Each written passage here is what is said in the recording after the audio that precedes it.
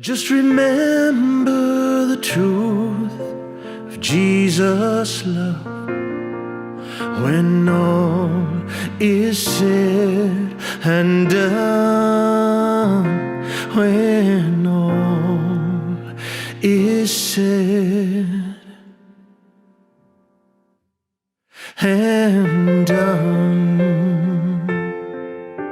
And that was singer and songwriter Ray Agnew, who's my guest today on The Upbeat. Today's episode is one of a two-part series on the healing power of music. Ray, in addition to being a singer and songwriter, is the Vice President for Hospital and Community Engagement at Glens Falls Hospital here in upstate New York. Ray, welcome. Thank you very much for having me. Ray lives and works in the Adirondacks in upstate New York and is a graduate of the renowned Crane School of Music. Ray's music, which has been described as Dan Fogelberg meets the Moody Blues, has been heard from the 1980 Olympic Winter Games to television and radio commercials, and he graciously played a song at my wife Kelly's funeral, and we'll hear that song a little bit later on. Ray, thanks again for joining us. My pleasure. Thanks for having me. The title of this podcast is The Healing Power of Music. How is music healing to you? To me personally, it's healing just by hearing beautiful music. So it could be, and I have very eclectic taste, it could be Beethoven, it could be U2, it could be Bruce Springsteen, it could be Dan Fogelberg or the Moody Blues. Music touches people in different ways, but one thing that I've noticed is that music is something that is absolutely universal. When you think about how it is used across cultures, it is an incredibly powerful thing. What drew you to it? What drew you to music? Probably my dad. He was a Dixieland jazz trombonist, a very, very good one. Played while I was in the Navy also, although he was an electronics engineer primarily, but he played in a Navy jazz band. So you come by this sort of dual career naturally then? Yeah, right, exactly. Yeah. I played trombone also. When I was at Crane, I was a composition major, but I played trombone in the jazz ensemble there and in the band. Do you still play the trombone? You know, I take it out every once in a while, but I'm mainly using keys and guitar now. The funny thing is, I'm a much better trombone player than I am a guitar player or a piano player. So. Is that right? Yeah. But you don't play very often? No, because it's hard to write music using a wind instrument, right? When you're playing one note at a time and it's in your mouth. That's hard, yeah. Whereas if you sit here, you've got chords and sounds and things that are filling your head up that can inspire you in different ways, more so than brass, at least for me. Got it. So music is said to help reduce stress and anxiety and to positively boost one's mood. In fact, you mentioned that. Can you relate music to your own personal experiences in a way that it has helped reduce your own stress? Absolutely. My mom died when I was fairly young. I was 19 years old. Her favorite song was Send in the Clowns by Stephen Sondheim. And at first, much like my dreams about my mom when she passed away, at first when I would hear Send in the Clowns, I would either turn it off or just become incredibly emotional. So you couldn't listen to it? It was too painful? And my dreams about my mom were always of her being ill. And then one time I had a dream about her and she was healthy and walking on a beach. And Send in the Clowns was playing.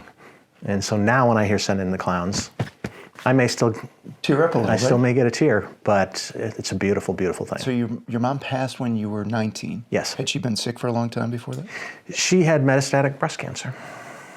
Which listeners of this podcast know, the namesake of Kelly's Angels. Yes. Passed away from metastatic breast cancer. Yes. My late wife, Kelly Mulholland.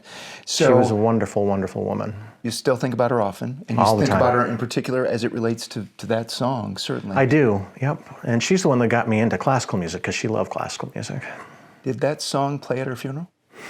No, it didn't, because this was the mid-'70s. At a time when music had to be very traditional, right? It had to be very traditionally religious Right. at a religious service, That's right. correct? And my aunt, my dad's sister, was the organist at the church, and so another of her favorites we played, which is "Amazing Grace." Amazing Grace is beautiful as well. Do you play that? I do. Can you play a little of Amazing Sure. Grace?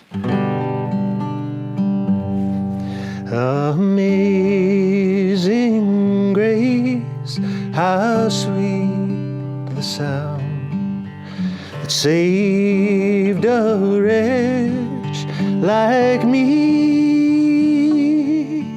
I once was lost, but now I'm found. Was blind, but now I see.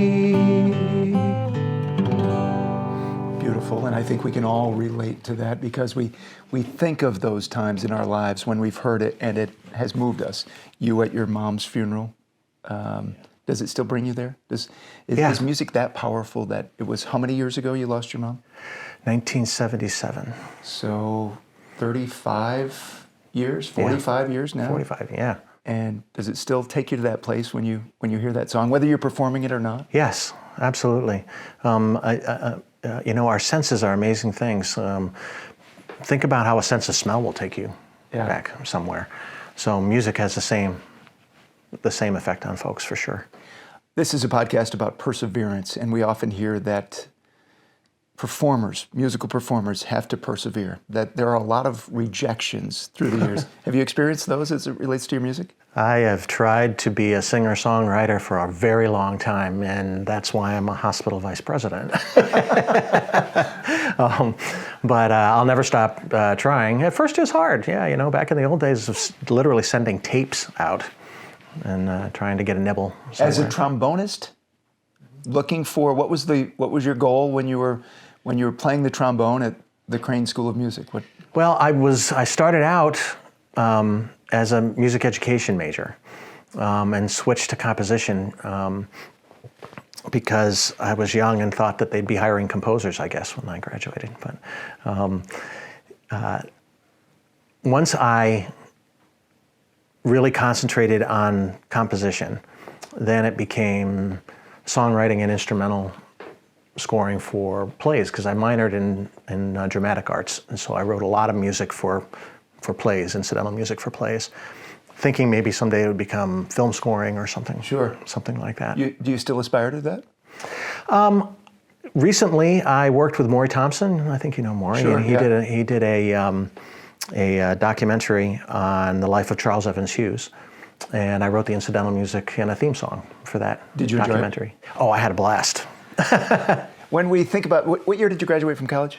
1980. Okay, so when we think back on our lives, there's usually some sort of soundtrack that naturally goes along with it. For me, graduating from high school in the mid '80s, I think of songs like Jack and Diane that I often say, and I'll say to my kids, this is part of the soundtrack of my life.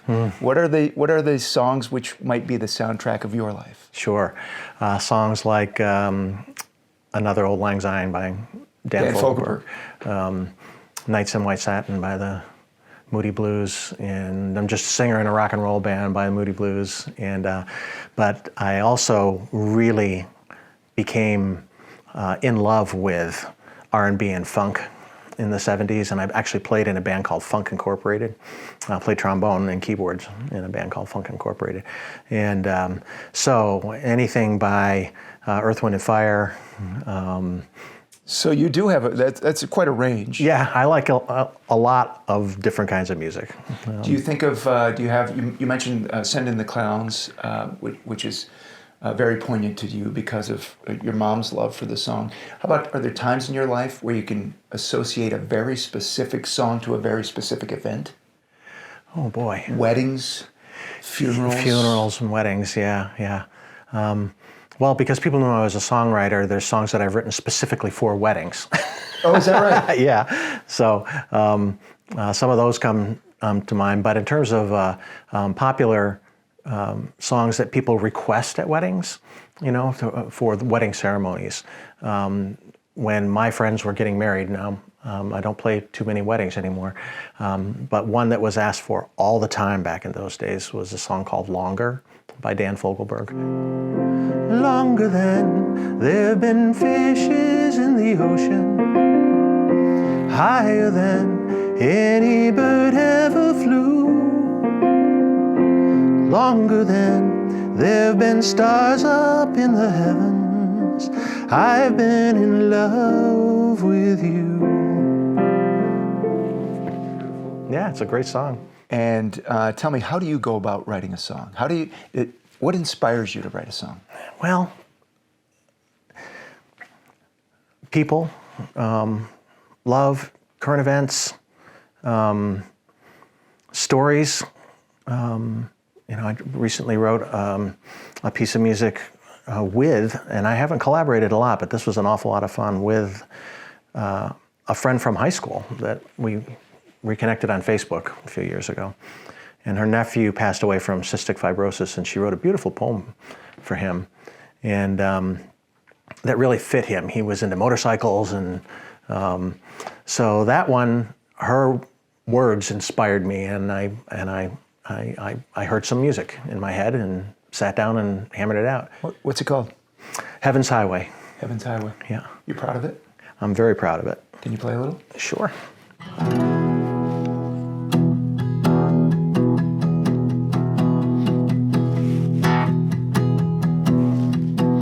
The hog was waiting for him, midnight black, silver chrome. It's just like he remembered a little bit of home. In this place so far away from all he held so dear, he raised a hand up to his face, brushed away a tear. He took a stroll around it, offered up his thanks. Then his fingers traced the purple rose painted on the tank. He swung a leg across it, settled in the seat, kicked the engine over, heard that growl so sweet. Heaven's highway beckoned, he had to heed the call.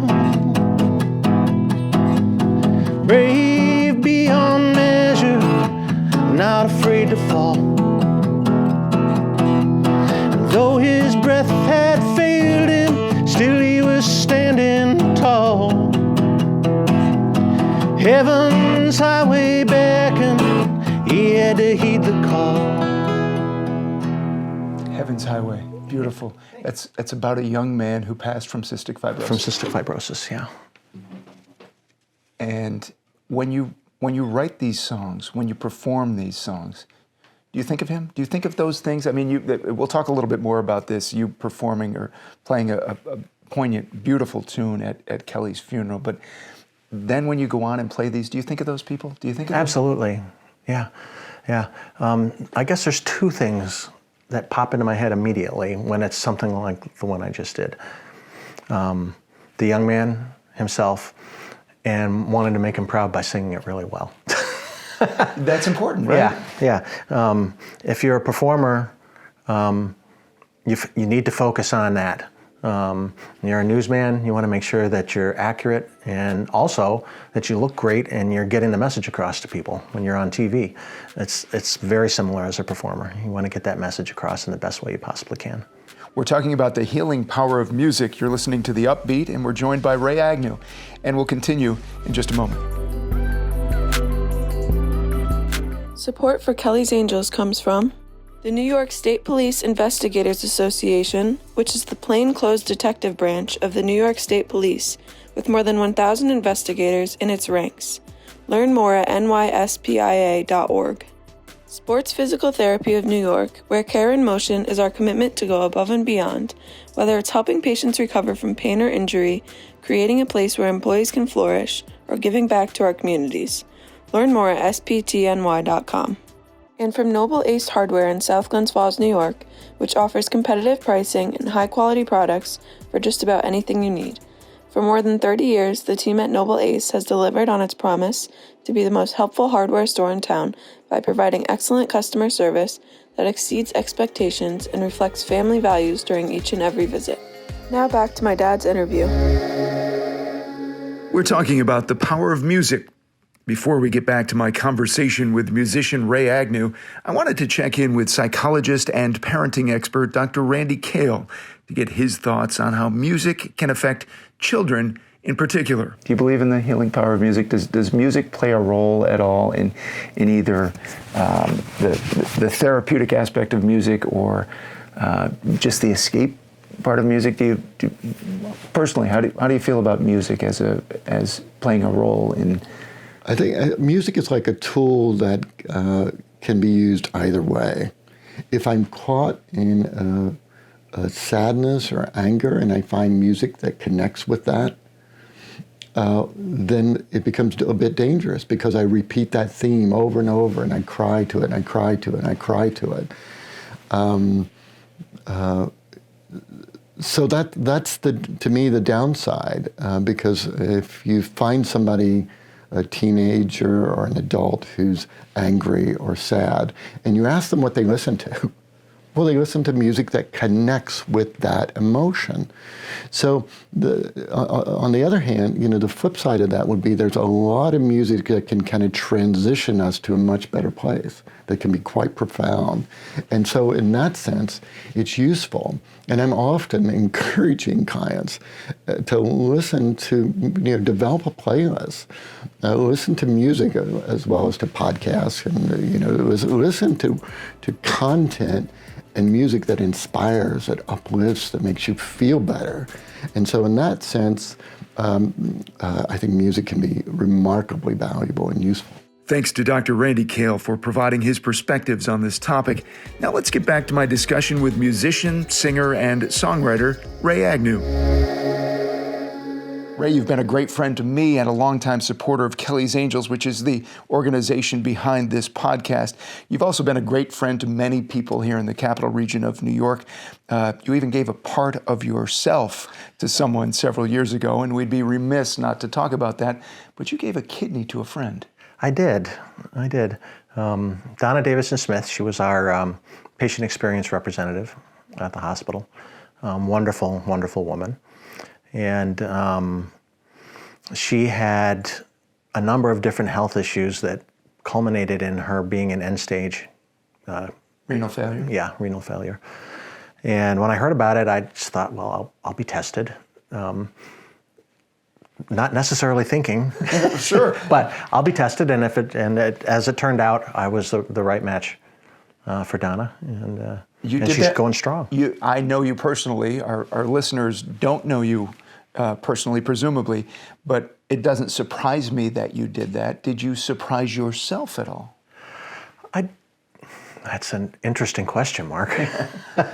Because when push comes to shove, we all like to think that we would do that for a friend, but that's quite a sacrifice. Right. I will tell you that it didn't take me long to decide when I heard that she was That doesn't ill. surprise me. Yeah. And she is doing well now? She's doing great. Yeah. And tell me about that experience. You were in the hospital for probably a week and a half or so. Mm-hmm. Did you get to see her? You're in the same hospital. Did you get to see her? I did. They had me up and walking right away. And a quick story, I walked into her room at one point, and she had a package of Oreos on the bed, and she was just chowing down on them. And I said, you're hungry, huh? And she says, I don't get it. I used to hate Oreos. And I said, well, this is kind of interesting because they're my absolute favorite. So not only did I give her a kidney, but I addicted her to Oreos. You gave her your love for a snack. Right. As you know, Ray, Kelly's Angels helps families with children in New York's capital region who have lost a loved one to cancer or other illness, who are currently battling life-threatening conditions. We help those people as well. In fact, I should mention that I approached you 15 years ago, nearly 15 years ago now, with the idea for the organization because philanthropy is what you know well. In addition to music, you are sort of the philanthropy guru in our area. So I approached you and said, we had this idea for Kelly's Angels. We want to help children who've lost a parent to cancer. And you were gracious enough to spend some time with me, meet with me, and you said you thought it was a no-brainer. And you were right. We've helped a lot of families, hundreds of families and children in the capital region. When we sat down a decade and a half ago to discuss that, did you have any idea? That this was going to happen? Yes. Mark, knowing you, I'm not surprised that it's done as well as it has. It was such a loss for you and your family. Such a difficult thing, and she was such an amazing person. So for you to step up the way you did didn't surprise me at all. Well, we've been fortunate in that lots of people like yourself have been so helpful to the cause. Our board, our communities have embraced the cause. And you told us at the time that that was likely to happen because I think as you related it was you get asked your advice about charities and philanthropies from time to time. And you said that when I told you that we want to help children who've lost a parent to cancer, I think you called it a no-brainer. Mm-hmm. I think, and it turns out it has in fact been that people can relate. We've all lost someone to cancer, so we can all relate. And we've been quite fortunate, and we've been fortunate to have your support. So what advice do you have? I mean, music is such an important part of your life and has helped you through, as you said, through some difficult times for yourself. What advice do you have for people who might be grieving currently about how music can help them? I've been a student, obviously, of music my whole life as well. There's no wrong way to use music if you're grieving. Think about a New Orleans funeral parade. Think about the blues. The blues are about sad things, but it isn't sad-sounding music. So find something that you can cling to. That's what I would advise folks. And, like I said, sometimes it's going to be hard. It took me a long time to listen and appreciate my mom's favorite song, a very long time. But it's helped you retain that connection Absolutely, with her. It has. And if you can find that, like you said, you can grab onto it. That's the thing to do. Well said. Music is often said to have a divine quality, and your music is very often rooted in your faith. Yes. How does your faith inspire your music? That is probably the easiest question to answer. My belief in Jesus Christ as my Lord and Savior, and being able to talk about that and being able to write music is one of the great joys of my life as a musician. And the inspiration comes much more quickly, and I can actually sit down and say, okay, I want to write something for the church today. And it will happen much more quickly than other forms of Without songwriting. hesitation, it comes right out. It comes pretty quickly, comes from yes. the heart and the brain. Exactly. Whereas most of my songwriting is waiting for a spark of some kind. The spark of my faith is always there. When Kelly passed away, you performed a song at her funeral that I will never forget, which is beautiful, and it's one of those songs like Send in the Clowns to You that always moves me, and I think our listeners will be moved by it as well. Tell me about that song in particular. It's called All Is Said and Done? Yes, All Is Said and Done, written by a wonderful Christian songwriter by the name of Jeff Moore. If your listeners are looking for more of his music, he spells Jeff, Geoff, and then Moore. And they can find your performance of it as well. Absolutely, yep. On YouTube? On YouTube, yep. And he wrote this beautiful song called All Is Said and Done, which I've always loved.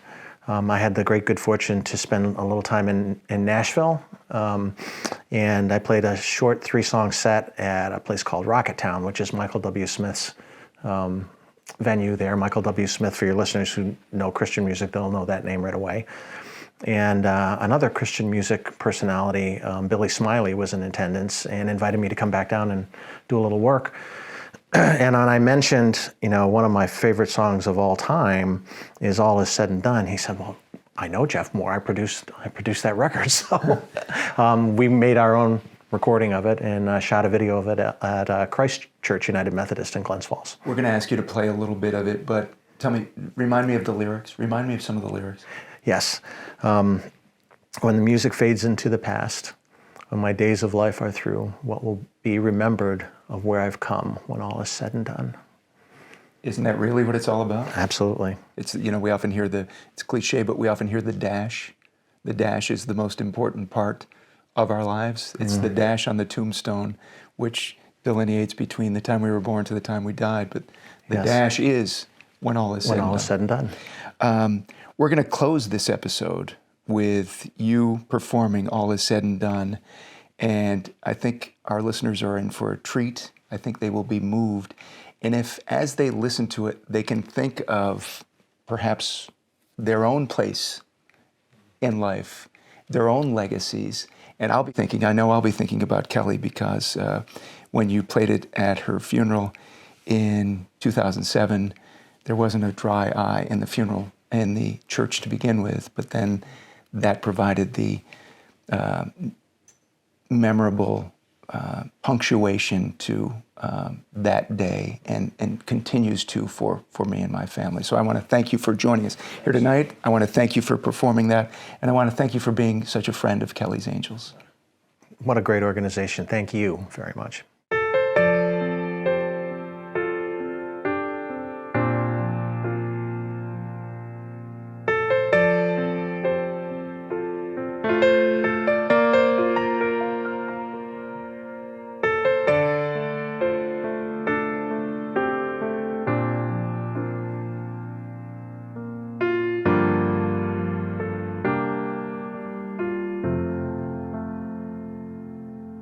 When the music fades into the past, when my days of life are through,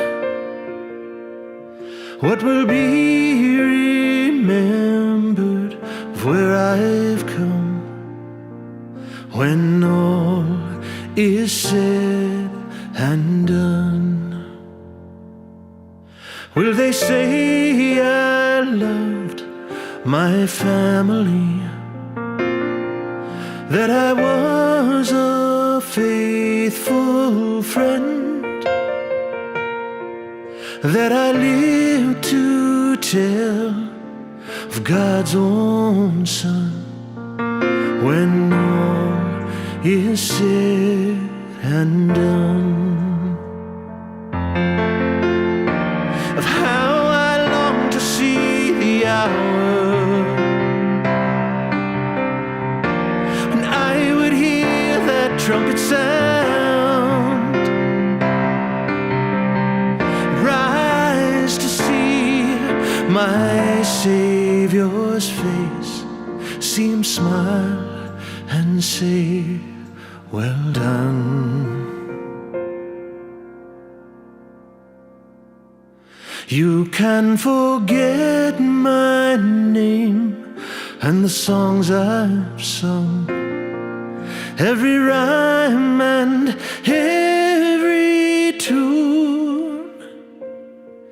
Just remember the truth of Jesus' love when all is said and done. When all is said and done.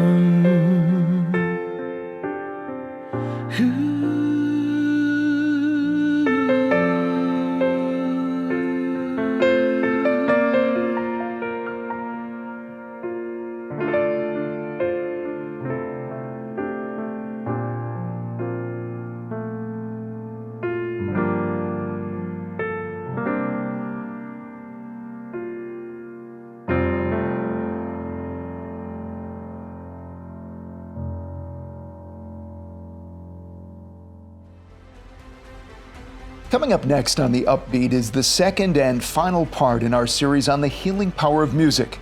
I'll be talking with musician and songwriter Jeff Brisbane of Saratoga Springs, New York. Jeff will perform for us and share how music has been a source of strength and healing for him. Until next time, I'm Mark Mulholland. Take care and stay on The Upbeat.